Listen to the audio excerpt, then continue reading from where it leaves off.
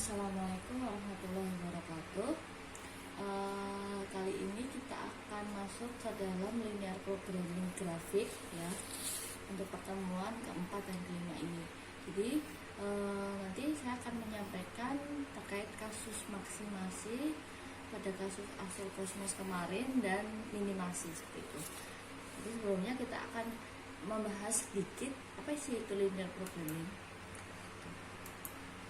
Linear programming adalah suatu teknik pengambilan keputusan dalam permasalahan yang berhubungan dengan pengalokasian sumber daya secara optimal. Linear programming ini merupakan suatu model yang dapat digunakan dalam pemecahan masalah pengalokasian sumber-sumber yang terbatas secara optimal seperti itu. Dalam linear programming ini ada dua macam fungsi. Yang pertama adalah fungsi tujuan. Fungsi tujuan ini kemarin kalau kita sudah bahas ada tiga komponen utama, yaitu fungsi tujuan atau optimasi, objektif, fungsi batasan dan variabel seperti itu. Fungsi tujuan adalah fungsi yang menggambarkan tujuan sasaran di dalam permasalahan linear programming ini. Jadi di sini kita akan menentukan keuntungan maksimasi atau minimasi biaya sih seperti itu. Dan yang kedua adalah fungsi batasan. Fungsi batasan ini merupakan bentuk penyajian secara matematis batasan-batasan kapasitas yang tersedia pada kasus tersebut. Ini saya lewati, nanti akan kita jelaskan langsung pada soal ya. Model matematikanya pada umumnya seperti ini. Ini kita akan jelaskan pada soal. Nah, asumsi-asumsi dasar pada linear programming yang pertama adalah proportionality. Nah, ini artinya naik turunnya nilai Z dari pengaruh sumber atau fasilitas yang tersedia berubah secara sebanding. Artinya seperti ini, contohnya jika kita temukan solusi optimalnya X1 ini sama dengan 10 dan X2 ini sama dengan 15 misalkan. Nah, fungsi keuntungannya atau objektifnya adalah Z max sama dengan 40X1 ditambah 20X2 misalkan. Jadi kan keuntungan yang kita dapat adalah 40 dikali 10 ditambah 15 dikali 20 dikali 15. Jadi di sini 400 ditambah 20 dikali 15 300. Berarti 700. Nah, proporsional artinya misalkan nih di X1 ini dia naik menjadi 15. Berarti kan keuntungan maksimalnya atau Z-nya itu juga akan berubah. Jadi 40 kali 15 ditambah 20 dikali 15. Jadi di sini adalah 600 ditambah 300. Berarti keuntungannya naik menjadi Rp900. Artinya kenaikan atau perubahan suatu kegiatan itu akan berpengaruh pada fungsi tujuannya juga. Nah, ini ada hubungannya dengan additivity. Additivity di sini artinya nilai tujuan tiap kegiatan tidak saling mempengaruhi.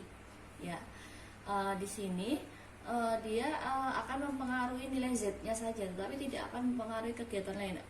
Contohnya, yang berubah di sini adalah solusi optimal pada X1.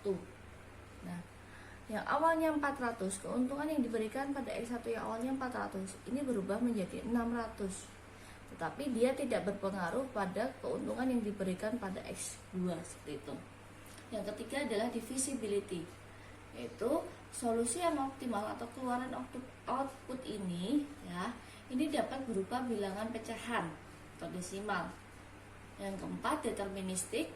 Nah, asumsi ini menyatakan bahwa semua parameter yang terjadi dalam model linear programming ini sebenarnya dapat diperkirakan secara pasti, walaupun tidak jarang tepat. Artinya begini, kita mungkin bisa memastikan bahwa solusi optimalnya itu akan diproduksi meja sebanyak 10 buah dan kursi sebanyak 15 buah. Itu pasti. Tetapi tidak bisa jarang atau tidak bisa kita implementasikan secara tepat, karena terkadang di lapangan ketika kita akan melakukan implementasi ada beberapa pertimbangan atau kebijakan yang diambil atau yang dilakukan oleh perusahaan seperti itu. Nah, kita masuk saja langsung ke kasus kemarin ya. Di sini saya tidak lagi membahas masalah bagaimana membentuk model matematikanya, karena kita sudah membahas pertemuan ketiga kemarin. PT Yumnisi memiliki sebuah pabrik yang akan memproduksi dua jenis produk, yaitu Astro dan Cosmos. Untuk memproduksi kedua produk diperlukan bahan baku A, bahan baku B, dan jam tenaga kerja. Maksimum penyediaan bahan baku A adalah 60 kilo per hari, bahan baku B 30 kilo per hari, dan tenaga kerja adalah 40 jam per hari. Kebutuhan setiap unit produk akan bahan baku dan jam tenaga kerja dapat dilihat pada tabel di bawah ini. Nah, kemarin kita sudah bahas di sini ya, bahwa X1 itu Astro dan X2 itu Cosmos. Saya langsung kepada fungsi matematikanya saja. Z max itu sama dengan kemarin 40 X1 ditambah 30 X2 ya. Batasannya ada 3. Batasan di sini mengapa ada hanya 3? Padahal sebenarnya ada 5 ya dengan non negativity. Karena di non negativity ini kita tidak akan menghitung batasan tersebut. Jadi kita hanya menghitung batasan utamanya saja. Batasan yang pertama adalah 2x1 ditambah 3x2 kurang dari sama dengan 60. Ini adalah batasan bahan baku A atau batasan yang pertama.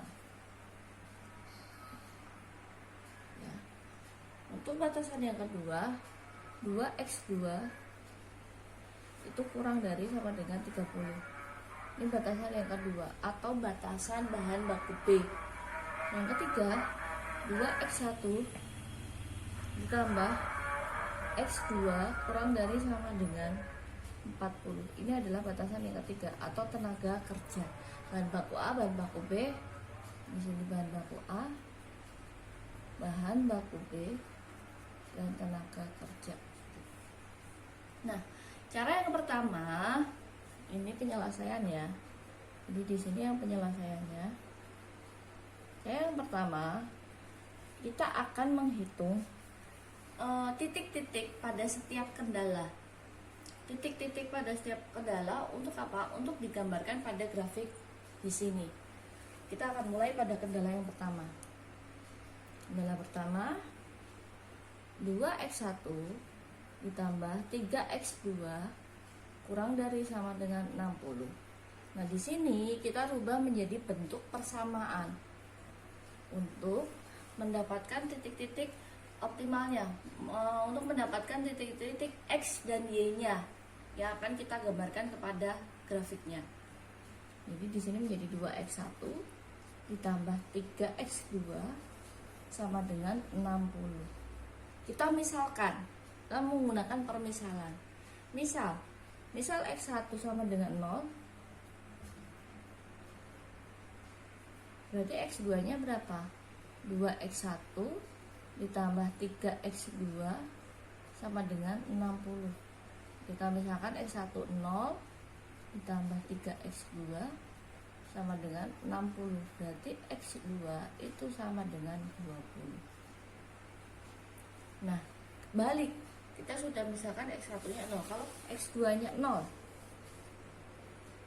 berarti di sini menjadi 2x1 ditambah 3 kali 0 sama dengan 60. Berarti 2x1 itu sama dengan 30. Berarti kendala yang pertama itu berada pada titik 30,20.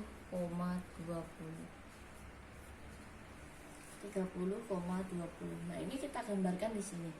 Titik 30,20. Berarti batasan yang pertama ini berada di pada garis seperti ini, pada garis ini. Pada garis ini.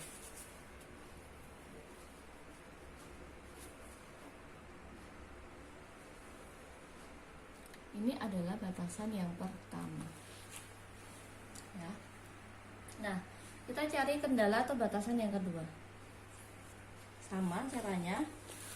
2x2 itu sama dengan 30. Kita rubah menjadi bentuk persamaan dulu. Ya, karena tidak ada x1 berarti kan kita langsung dapatkan bahwa x2 itu sama dengan 15. Itu Nah, berarti titik yang kedua ini berada pada garis atau pada titik 0,15, karena X1 nya sudah otomatis 0. Nah, X2 berarti 15, lebih di sini.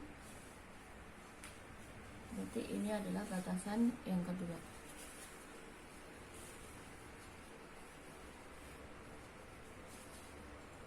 Ini batasan kedua. Di sini batasan yang kedua. Oke. Batasan yang ketiga. Batasan yang ketiga 2x1 ditambah x2 sama dengan 40. Ini. Kalau x1-nya 0, berarti kan di sini x2-nya 40. Saya langsung ya. Tapi kalau x2-nya 0, berarti x1-nya berapa? X1-nya 40 bagi 2 kan? 40 per 2 atau 20. Berarti kendala ketiga ini berada pada titik 20,40. 20,40. Berarti di sini. Nah, di sini. Di sini. Nah, ini adalah kendala yang ketiga. Nah, tadi kita kelewatan ya, ada garis arsir. Kita garis arsirkan saja di sini. Untuk kendala yang pertama di sini, kalau kasusnya maksimasi, ya, tolong diingat, kalau kasusnya maksimasi, garis arsirnya adalah di luar garis atau di atas garis. Berarti pada kendala yang pertama ini garis arsirnya ini ke atas. 1, 2, 3, 4, 5, 6. Kalau saya saya arsirkan tipis-tipis di sini. Ini daerah arsir pada kendala yang pertama. Oke. Kendala yang kedua kan di atas juga. Jadi 1, 2, 3 di sini. Oke. Sedangkan batasan yang ketiga daerah arsirnya di sini.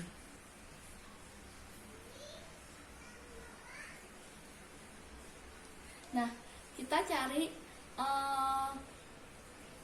titik optimal itu berada pada daerah arsir yang dilewati oleh ketiganya. Daerah arsir yang dilewati oleh ketiganya di mana? Sebenarnya kan yang dilewati oleh ketiganya itu kan di sini kan, di daerah sini. Ya, berarti yang di bawah-bawah atau yang tidak dilewati oleh ketiganya ini saya hapus karena di sini tidak akan ditemukan titik yang optimal. Ya.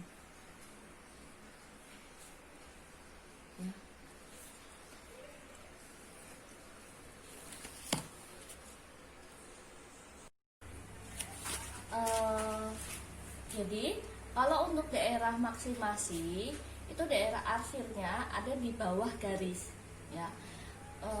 Penggambaran daerah arsir ini tadi kita bisa lakukan setelah menggambar atau nanti sekalian. Jadi kita gambarkan dulu daerah arsir yang pertama. Daerah arsirnya ini batasan di bawah. Batasan pertama daerah arsirnya ada di bawah sini. Ya. Daerah arsir yang kedua ada di bawah sini. Daerah arsir yang ketiga ada di bawah sini. Nah, solusi yang optimal ini berada pada daerah arsir yang dilalui oleh semua batasan. Ya, solusi optimalnya ada di situ. Berarti daerah arsir yang tidak dilalui oleh semua batasan akan saya hapus. Akan saya hapus. Ya. Berarti daerah optimalnya ini berada di sini nantinya. Nah, kalau saya gambarkan, saya beri titik di sini adalah titik A, titik B, titik C, titik D, dan di sini ada titik E. Ya. Nah, untuk mencari solusi yang optimal, yang pertama ada dua cara. Yang pertama adalah menggeser garis. Nah, ini dimulai dari titik di bawah atau 0,0 sampai ke titik terjauh, titik paling jauh. Nah, titik terjauh di sini ini berada pada titik ini kita garis ke sini, berada di titik C. C ini adalah terjauh, C dan B ini lebih jauh C seperti itu. Mungkin gambarnya tidak terlalu terlihat. Titik terjauh kita tarik ke atas, ya, kita tarik ke atas, ternyata titik terjauhnya ini ada di titik C. Titik C. Nah, titik C ini tadi perpotongan antara batasan berapa dan berapa sih? Titik C ini adalah perpotongan batasan 1 dan 3. Nah, perpotongan ini akan kita hitung menggunakan substitusi. Kendala 1 tadi adalah 2x1 ditambah 3x2. Ini kita buat sama dengan langsung, sama dengan 60. Dan 2x1 ditambah x2 itu sama dengan 40. Kita akan substitusikan ya. Jadi di sini adalah 2x2 sama dengan 20, x2 sama dengan 10. Berarti x1 nya berapa? 2x1 ditambah 3x2 sama dengan 60. Nah, tadi kita sudah mendapatkan garis-garis batasan masing-masingnya. Nah, selanjutnya kita akan menggambarkan daerah arsirnya. Yang perlu kalian ingat bahwa daerah arsir itu kasus maksimasi itu berada di bawah garis. Nah, batasan yang pertama berarti daerah arsirnya ada di sini. Saya gambarkan tipis-tipis ya. Batasan yang kedua ini ada di bawah sini. Ini batasan yang ketiga di sini. Nah, solusi optimal ini berada pada daerah yang dilewati oleh semua daerah arsir. Jadi daerah arsir yang dilewati oleh semua batasan. Nah, berarti daerah arsir yang tidak dilewati oleh semua batasan akan saya hapus. Ini akan saya hapus ya, saya hapus titik di sini, titik di sini hapus. Berarti daerah arsirnya ada di sini. Ada di sini. Oke. Nah, kalau saya kasih titik, ini titik A, titik B, titik C, ini titik D, dan ini titik E. Ya, A, B, C, D, E gitu. Nah, ada dua cara untuk menentukan solusi optimal. Yang pertama adalah menggeser garis.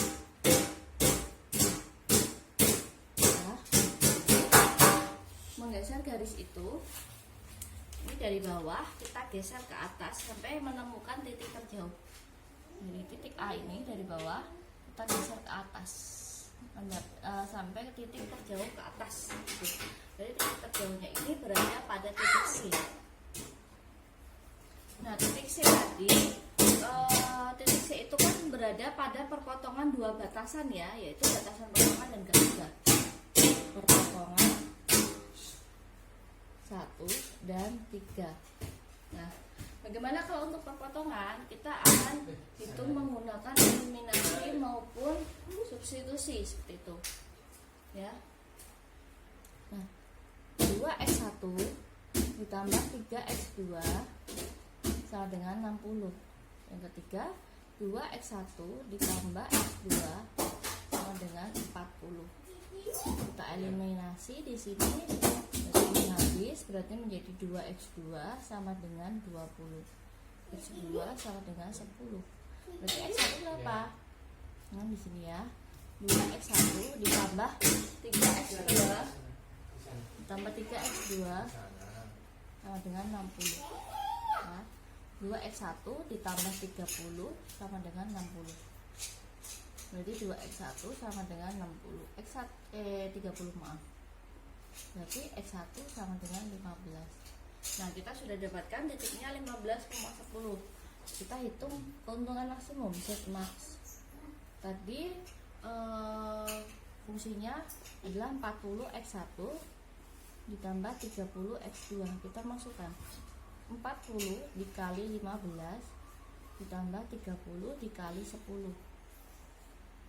600 ditambah 300. Jadi di sini adalah 900. Ya. Ini ini adalah cara yang pertama.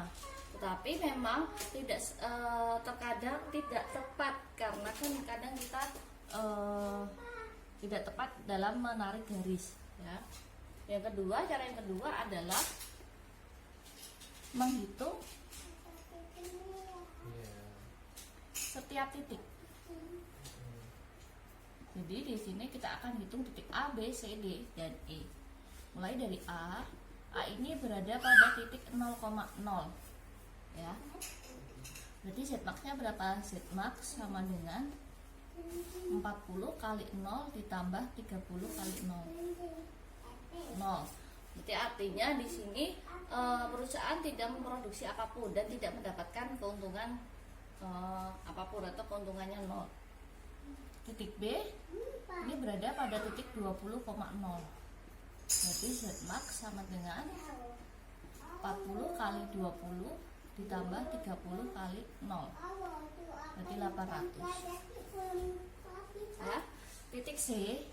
Nah, titik C ini bukan berada pada garis X dan Y, berarti tetapi berada pada perpotongan batasan. Perpotongan 1 dan 3 ya. Nah, saya tidak hitung lagi karena kita sudah menghitung titik C ini pada cara yang pertama tadi, menggeser garis ya. Kita dapatkan bahwa X1 nya tadi adalah 15, X2 10. Berarti kan tadi kita dapatkan Z max itu sama dengan 900 kan. Jadi mana? 40 X1 ditambah 30 kali X2 gitu. Nah, selanjutnya titik D. Titik D ini berada pada perpotongan kendala 1 dan 2 gitu.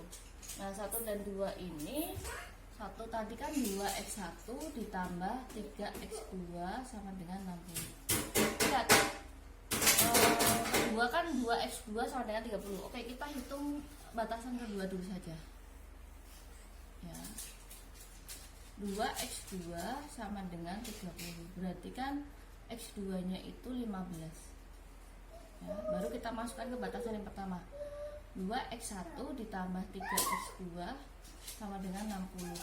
Nah, ini kita masukkan, berarti 2x1 ditambah 3 kali 15 itu 45 sama dengan 60. Berarti 2x1 sama dengan 15. X1 nya itu kan berarti 7,5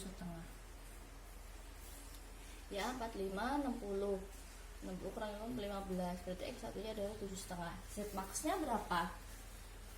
Mana ya, saya hapus ini saja, di batasan saja ya.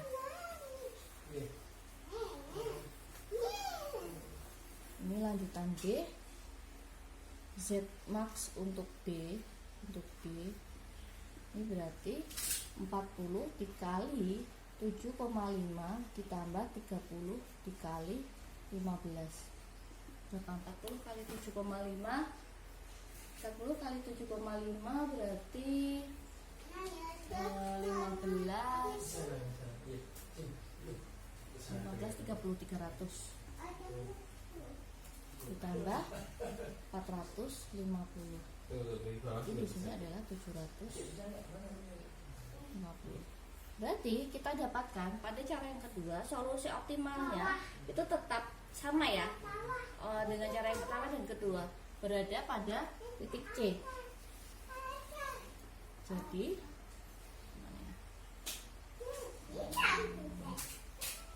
solusi optimal ini berada di titik C.